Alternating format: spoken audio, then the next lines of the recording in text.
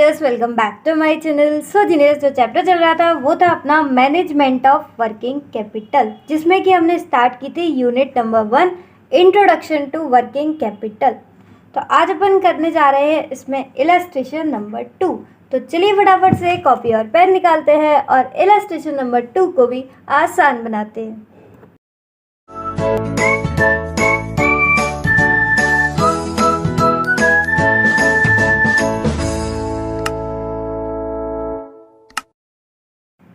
Illustration number 2.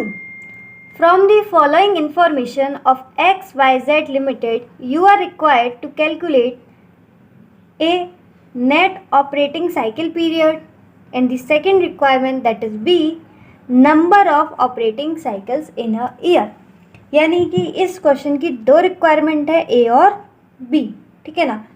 तो यहाँ पर हमें पहले क्या निकालना है, ऑपरेटिंग साइकिल। उससे पहले मैं आपको ऑपरेटिंग साइकिल का एक बार कंसेप्ट समझा दूं। ठीक है ना। तो देखो, ऑपरेटिंग और वर्किंग कैपिटल साइकिल क्या होता है। देखो यहाँ पर दे रखी है वर्किंग कैपिटल साइकिल, बहुत ही सिंपल है। इसका मतलब होता है कि हमारा जो पैसा है वो कितने टाइम तक फंसा हुआ है वर्किंग कैपिटल में। हमारा जो पैसा है वो कितने टाइम तक फंसा हुआ है वर्किंग कैपिटल में। ठीक है। तो यानी कि हमारा ये पैसा है और ये इस तरीके से पूरा पैसा अभी तक फंसा हुआ है और ये वापस आके पैसा बन जाएगा। तो वो पीरियड कितना है, वो टाइम कितना होता है, उसको हम बोलते हैं वर्किंग कैपिटल। देखो जैसे कि ये हमारा पैसा है, तो सबसे पहले हमने क्या किया, रॉ मटेरियल वगैरह परचेस किए, तो रॉ मटेरियल में फंस गया ये पैसा। उसके बाद रॉ मटेरियल को हमने उठाया होगा और उसे मशीन में डाला होगा, तब वो क्या बन रहा होगा, WIP। तो कितने टाइम में वो कन्वर्ट हो जाता है वो होगा। उसके बाद वो बन जाएगा फिनिश गुड्स, यानी कि आपका FG finish good. Finish good बन के भी हल्का तो बिकता नहीं है, कुछ टाइम लगता है। तो वो फिनिश गुड में कब तक हमारा पैसा अटका होगा। उसके बाद जब फिनिश गुड बिक गया तो साथ के साथ पैसे तो नहीं आते, कुछ टाइम लगता है, डेटर्स आ जाते हैं और डेटर्स हमें इमीडिएटली पैसा नहीं देते, तभी तो वो डेटर्स कहलाते हैं। तो डेटर्स के पास भी हमारा जो पैसा है वो अटका हुआ है। यानी कि पहले रॉ मटेरियल में पैसा अटका हुआ, फिर WIP में, फिर FG में फिनिश गुड में, उसके बाद डेटर्स में, और एट द एंड जब डेटर्स हमें पैसे देंगे तब जाके हमारा जो पैसा है वो वापस पैसे में कन्वर्ट होगा। यानी कि इस तरीके से हमारा जो पैसा है ऐसे घूम रहा है, इसको ही हम बोलते हैं वर्किंग कैपिटल साइकिल।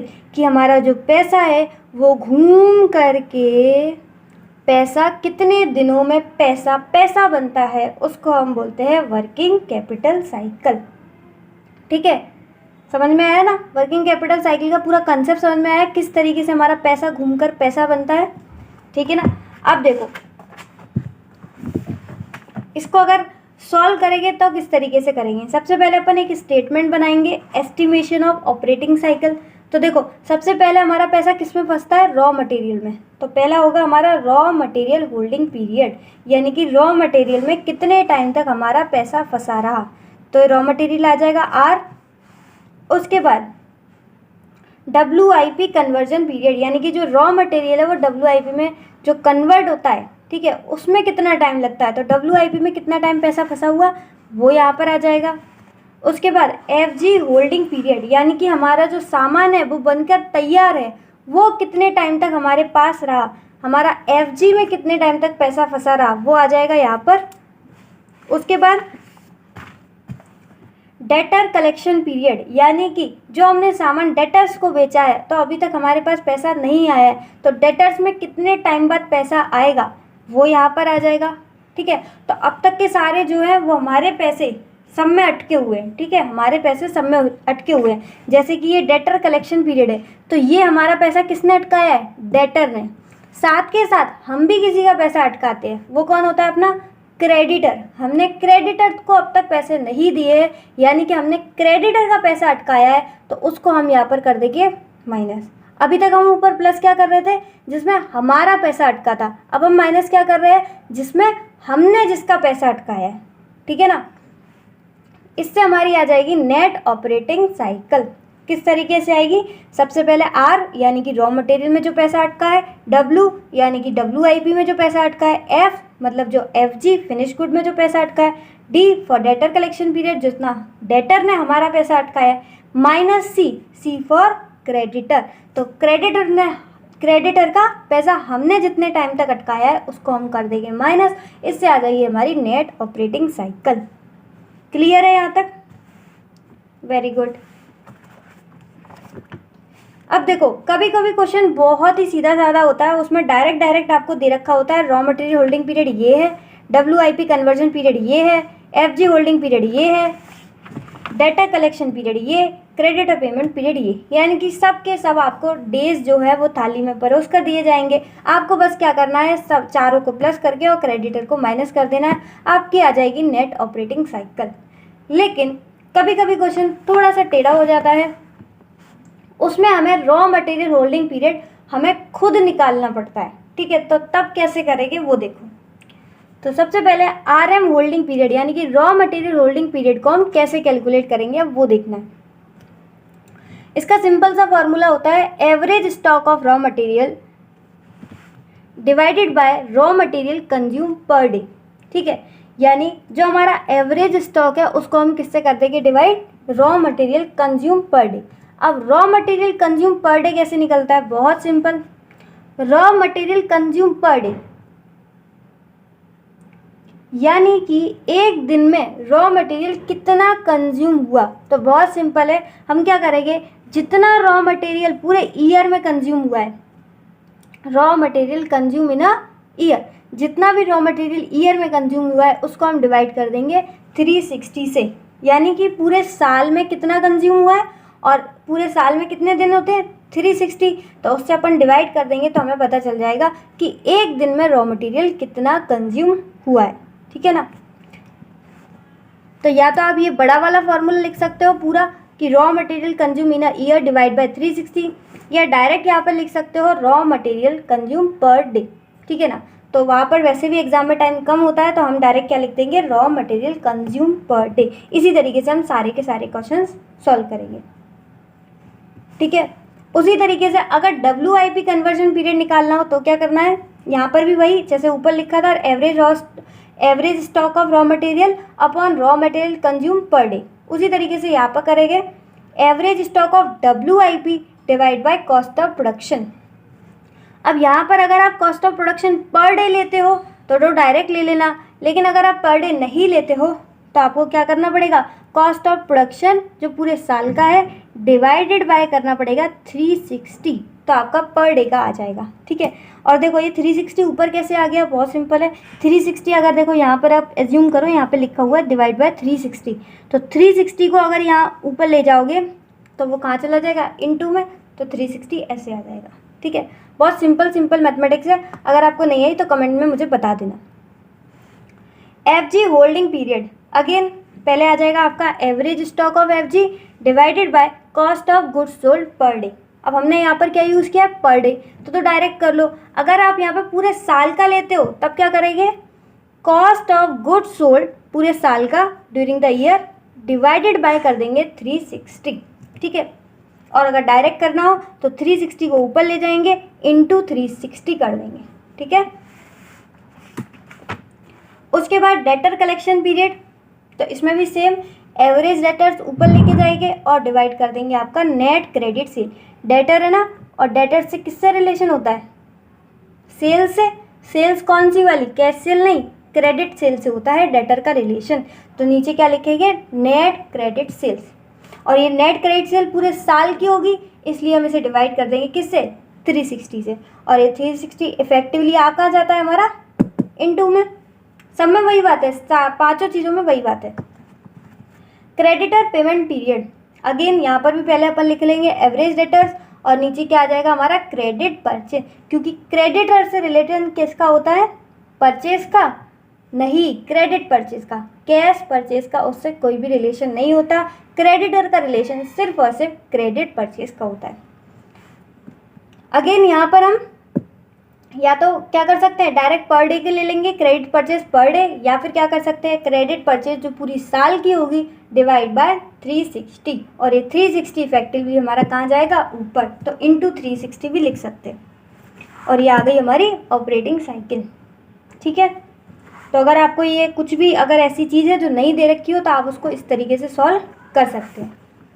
ये सारे दे रखे हैं, और पहले वाले में मैंने तीनों तरीके के फॉर्मूले दे दिए हैं। ठीक है, अगर आपको ये सिंपल, ये यूनिटरी मेथड है सिंपल मैथमेटिक्स का, अगर आपको ये चीज़ नहीं समझ में आती है तो देखो सिंपल सी बात, आप ये चीज़ याद रख लो कि हर चीज़ में ऊपर क्या है, एवरेज स्टॉक।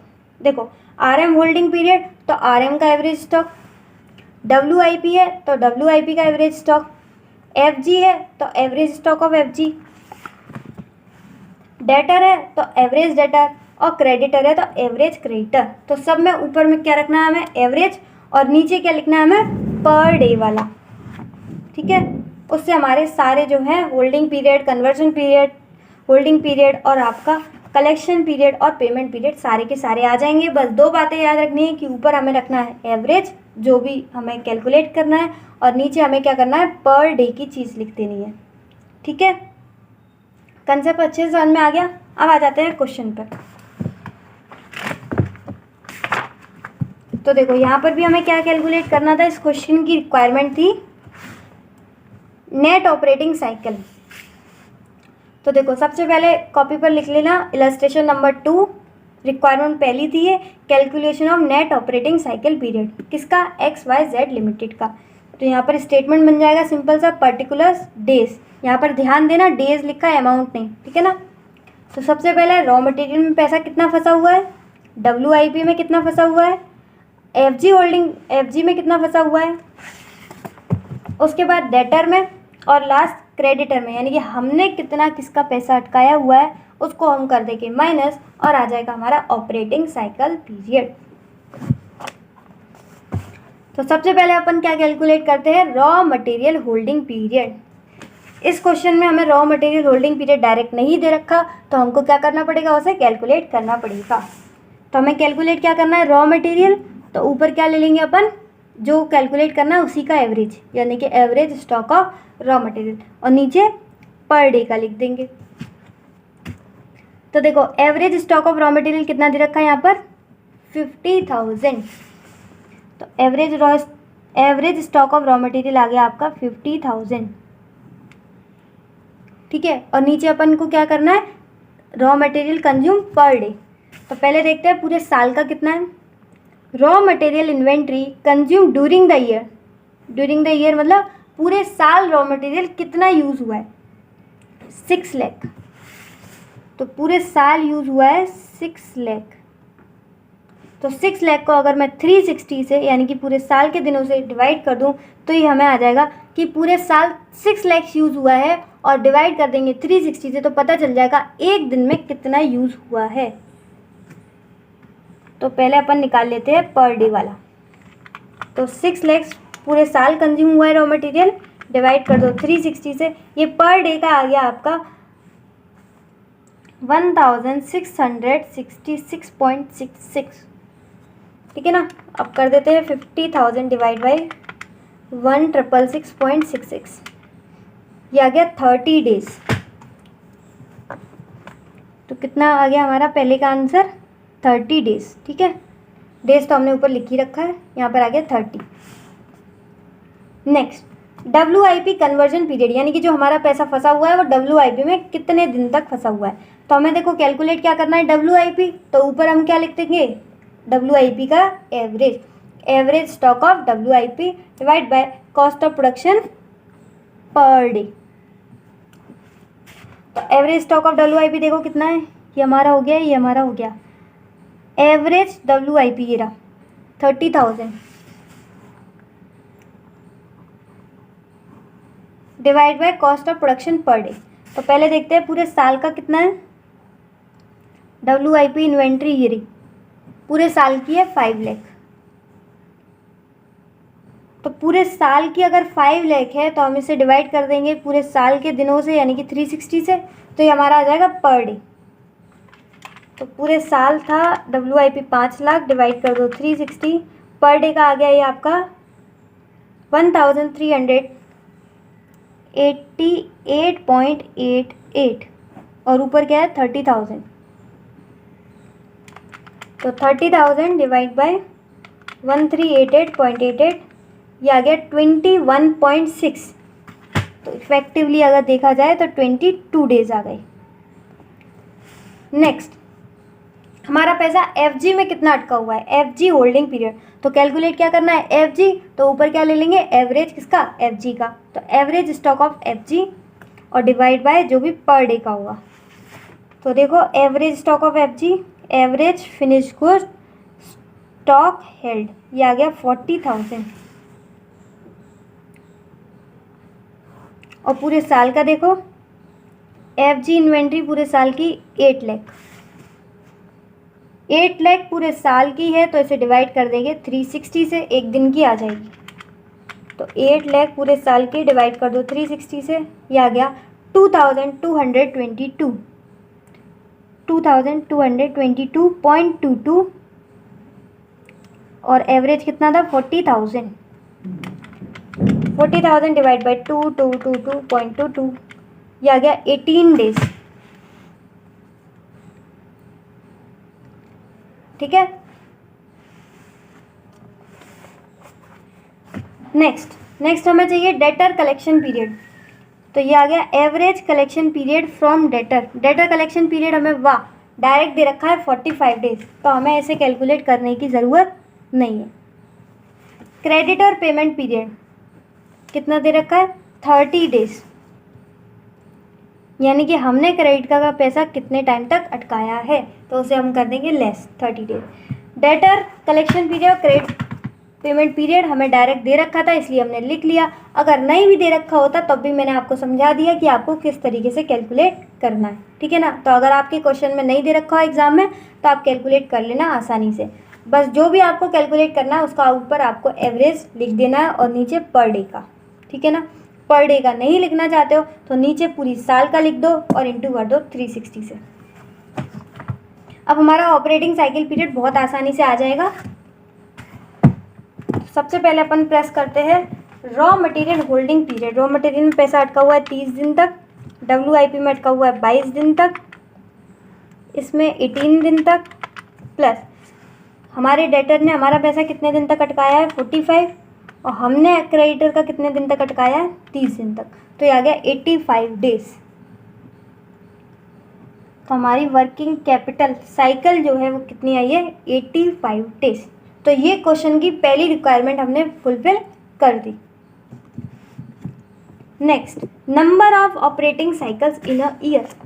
देखो पूरे साल में ये जो साइकिल है ये कितनी बार घूमती है पूरे साइकिल में, पूरे साल में, ठीक है। तो पूरे साल में दिन कितने होते हैं 360, और हमारी जो ऑपरेटिंग साइकिल है वो कितनी है 85 डेज की।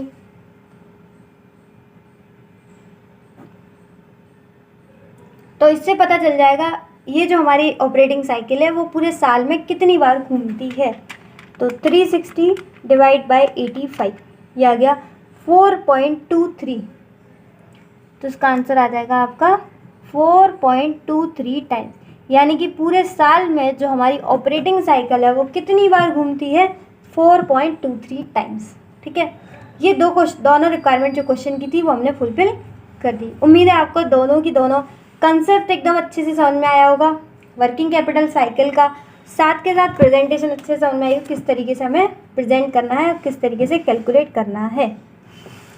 ये क्वेश्चन में 2 रिक्वायरमेंट थी, लेकिन इसमें 3 रिक्वायरमेंट भी कभी कभी आ जाती हैं। एक बार देख लो, ठीक है, हो सकता है आपके एग्जाम में आ जाए। उसमें क्या होगा, आपको सबसे पहले ऑपरेटिंग साइकिल कैलकुलेट करना होगा। सेकेंड रिक्वायरमेंट हो सकता है नंबर ऑफ ऑपरेटिंग साइकिल। इसके साथ साथ थर्ड रिक्वायरमेंट और आ सकती है क्वेश्चन की, कैलकुलेशन ऑफ वर्किंग कैपिटल। तब आप कैसे करोगे, आपको वहाँ पे ऑपरेटिंग कॉस्ट दे रखी होगी, तो आपको सबसे पहले लिखना होगा annual cash operating cost divided by 360 जो पूरे साल में दिन होते हैं, into number of operating cycle.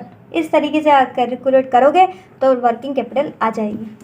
इसमें कैश ऑपरेटिंग कॉस्ट का मतलब क्या है, कैश ऑपरेटिंग कॉस्ट इसका मतलब है जो ऑपरेटिंग कॉस्ट सिर्फ किससे रिलेटेड, कैश से रिलेटेड। मैंने आपको स्टार्टिंग में ही बताया था, ऑपरेटिंग साइकिल का मतलब ही होता है कि हमारा जो कैश है वो कितने दिनों में वापस कैश बन जाता है, हमारा जो पैसा है वो वापस कितने दिनों में पैसा बन जाता है। इसलिए यहाँ पर जो हम ऑपरेटिंग कॉस्ट लेंगे वो भी कौन सी लेंगे, सिर्फ कैश वाली। इसका मतलब क्या है, इसका मतलब सिंपल ये है कि यहाँ पर हम डेप्रीशिएशन को बिल्कुल भी कंसीडर नहीं करेंगे, ठीक है ना। अच्छा, वर्किंग कैपिटल देखो निकालना कितना आसान है।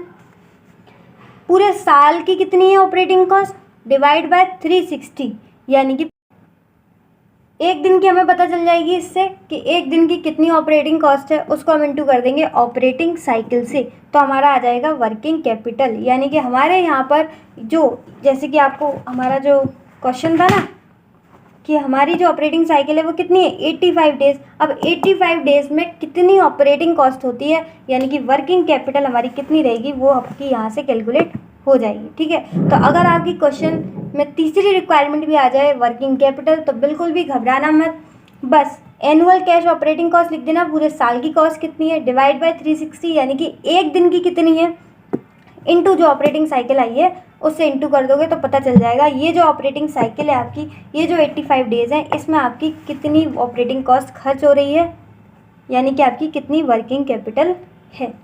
ये थर्ड वाला पॉइंट समझ में आ गया या नहीं, इसमें मैं थोड़ा सा डाउट में हूँ कि आपको समझ में आया नहीं, तो फिर मुझे कमेंट में ज़रूर बता देना, मैं इसके लिए एक अलग से बना दूँगी, ठीक है। 2 मिनट की बनेगी वर्किंग कैपिटल किस तरीके से आने। 1-2 बार इस फॉर्मूले को देख लेना, और इस फॉर्मूले को और भी थोड़ा नीचे एक्सप्लेन कर रखा है तो आप उसको भी देख लेना, ठीक है ना। उम्मीद है आपको वर्किंग कैपिटल जो साइकिल है वो अच्छे से समझ में आई हो। तो इस वीडियो में हमने वर्किंग कैपिटल साइकिल का कंसेप्ट भी देख लिया, नेट ऑपरेटिंग साइकिल निकालना भी सीख गए, नंबर ऑफ ऑपरेटिंग साइकिल्स भी सीख गए, और एक और कंसेप्ट हम सीख गए वर्किंग कैपिटल कैलकुलेट करने का, ठीक है। तो आज के लिए बस इतना ही। If the video is helpful for you then hit the like button, share with your friends as well if it deserves, and या डू सब्सक्राइब नाउ। इस तरीके से आपके चाहे वर्किंग कैपिटल हो, एफएम का चैप्टर हो, एडवांस अकाउंट का हो, या फिर अब नए नए सब्जेक्ट्स भी आने वाले हैं, सारे के सारे आपके आसान होने वाले हैं, तो सब्सक्राइब ज़रूर करिएगा। इसी के साथ खुश रहिए, मुस्कुराते रहिए, मिलते हैं नेक्स्ट वीडियो में, तब तक के लिए bye bye, be happy always.